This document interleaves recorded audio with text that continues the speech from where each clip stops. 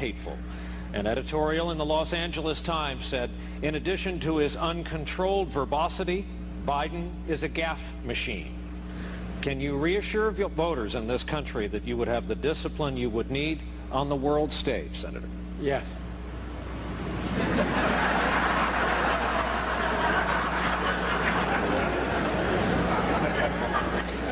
Thank you, Senator Biden.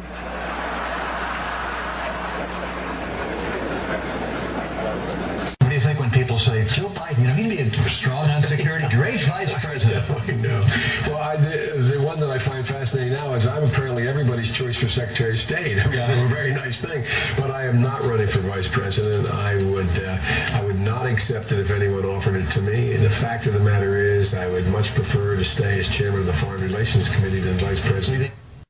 Oh, baby, I like it raw. Yeah, baby, I like it raw. Yeah, he likes it raw. And there's nothing wrong with picking on a little bit of everybody. I have a clip that I may or may not play later. I'm not going to do a long show today. But I caught the Columbia University professor, Mark Lamont Hill. Hey, what's up, Andrew? Welcome to the chat, Andrew, my favorite Australian. First morning all. Mark Lamont Hill said, let me see, if I'm going to play this, I don't need to tell you this. I played a clip maybe 3 shows ago about CNN debate about race. And you can hear this sort of direct contradiction. And it was in a short period of time. And what scares me about this is he's a professor. He's teaching people stuff.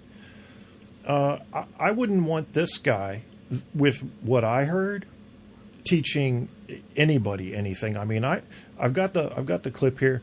I taught at an electronics school, and after I started there as a basic electronics instructor, I got promoted to the lead electronics instructor. Can I tell you right now, it was political, because the director of that school was a female. I was only 24, 2 years out of the Air Force, and I got promoted. I'd only been there like a month, and I got promoted to lead electronics instructor. I was a full-time student at college.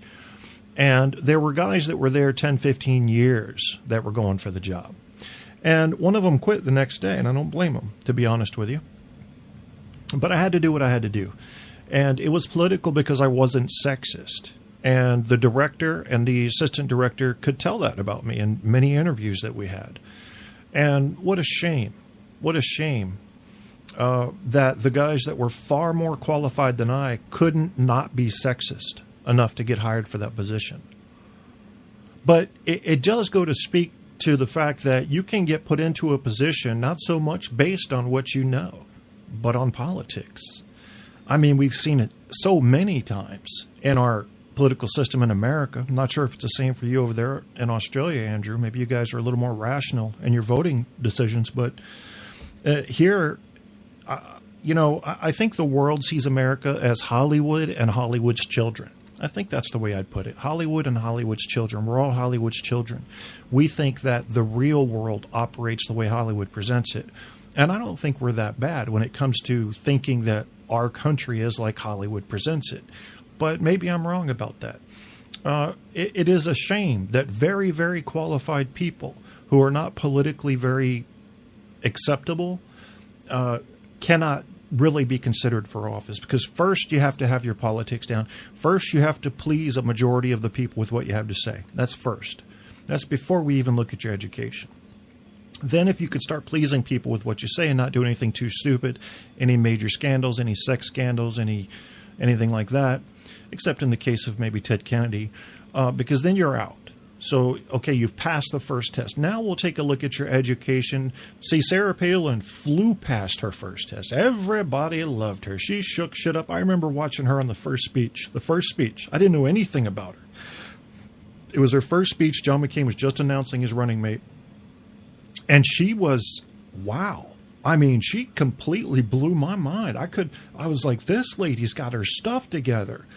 And then she did a couple more speeches, and I was like, okay, well, maybe she's not that special. She's just average. Then the interview started. Holy shit, on a potato cross paper plate.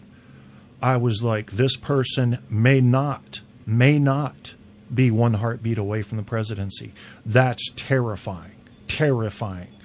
And what a shame. What a shame. But, you know, this just goes to show you what charisma and looks can do for you in politics before. And she was vetted by the McCain team, who was a group of very intelligent men. And they interviewed her, and they interviewed her, and they interviewed her. And I'm going, did they not notice this? That she didn't even have the basics in geography down? Don't even get into geopolitics. Forget about it. Foreign affairs, it's out of her league. I'm talking about the basics of the geography. Our allies in North Korea? Really? She thinks Africa's a country. Are you serious? Are you serious? This is who we're going to put with John McCain, who, let's be honest, looks matter. Looks like he'll have a heart attack any day, and he's always got a Band-Aid on. I love the guy. No is the answer. No is my answer. Ted Cruz, no is my answer. He would have to completely destroy my preconceptions about him in order to become a potential candidate on my card. Now, you might say, well, who cares, Kevin? You're one person. True, but I think we need to look at that differently. We're one person that talks to other people, and that, like through this medium, I can get my message out to even more. So I'm not just one person. I'm at least 2 or 3. I might be 5 or 10. And if you're 5 or 10, and your friends are 5 or 10, that suddenly starts getting big. So who you support can make a difference in other people's impressions of who's running and who they should vote for. Does it really matter? Is big business driving the whole thing? I think so. Big business and donations and the Koch brothers and, you know, some things Alex Jones might be scratching on the surface of that we need to look deeper into. But, yeah, money is going to make it all happen, but you really can't overcome power and charisma when it comes time to go to the voting booth because people have their instincts. Did you know that I think in something like 30 of 33 major elections, the taller candidate has won? And don't even say, Kevin, you should run. You're 6'5". No, too honest. Too fucking honest. You've got to be able to lie because the idea is get more than half of the people liking you. I can't do that. I can't. Absolutely will not. Mark this down, record this episode, download this podcast, because you will never see me run for a public office because I will not lie to people. It's not going to happen. And, you know, some of these lower level public offices are fine. You can get there and you can start climbing the ladder. I ain't going there. Nope. I'm not even limping there. Not even going to happen. Well, by then I'll probably be in a wheelchair by the time I would have the wisdom level to the amount that I would deem necessary to even run for an office. I'd be in a wheelchair. I'd be in a hover round. I'd have that bitch so jacked. I'd have 40 horsepower right in there. I'd have some mud, some digging tires on there, some mud grips, fucking 40-inch Mickey Thompsons. You don't even have to have a motorcade. Kev's on the hover round. Here comes the Kev. He's scooting like a bitch right now. I've got an interview up here with Fox News, and they interviewed a Muslim PhD who had written a book about Christianity. And it isn't about catching Fox News doing something dumb. I can do that any day by flicking it on. It's about catching a preconception and what I'll call a micro-expression in the media of bias against people of certain religions. What a shame that is. Did you guys know that not all Muslims were terrorists? I know it may come as earth-shattering news to you, but it's really true. What a shame that we just take these generalized conceptions that whatever media outlet we tend to gravitate toward feed to us. Oh, that's what you're feeding to us? Well, that must be reality. You can do better than that, folks. Get yourself 5 or 10 wide-ranging media sources for your ideas, and also read. You can't get it all from TV. And if you really want to get crazy and you really want to bump up your IQ, really want to bump up your IQ, read some of the boring studies. You know, like those ice core samples that the scientists are pulling out in the Arctic that are reading carbon levels going back 500,000, a million years. Yeah, that shit will change your thinking. It'll change your thinking. So Joe Biden says dumb things. We've confirmed this. I think since I mentioned it, I do want to go ahead and play this interview with Fox. And this guy's name is, I believe he's an American. I may be wrong, but I think he's an American professor of religion. Got a PhD. I think he's got a couple of PhDs. He studied Christianity for 20 years at a PhD level, and he had something to say about Christianity. From what I understand, it wasn't an attack on it. It was a factual lineup. It was, yes, this was right, no, this wasn't right, and it was kind of that thing. But listen to the way Fox News approaches this, and we're going to interrupt it a few times as it goes along. Let's get started on it there right now. Reza Aslan was a Christian but converted back to the faith of his forefathers. It's Islam. He has now written a book about Jesus. The book has become controversial as it calls into question some of the core tenets of Christianity. The book is called Zealot, The Life and Times of Jesus of Nazareth. And Reza joins me now from Los Angeles. Welcome. Thank you for having me. Well, this is an interesting book. Now, I want to clarify, you're a Muslim, so why did you write a book about the founder of Christianity? Well, to be clear, I am a scholar of religions with 4 degrees, including one in the New Testament and fluency in Biblical Greek, who has been studying the origins of Christianity for 2 decades, who also just happens to be a Muslim. So it's not that I'm just some Muslim writing about Jesus. I am an expert with a PhD in the history of religions. But I have been obsessed with Jesus. Though, it still begs the question, why would you be interested in the founder of Christianity?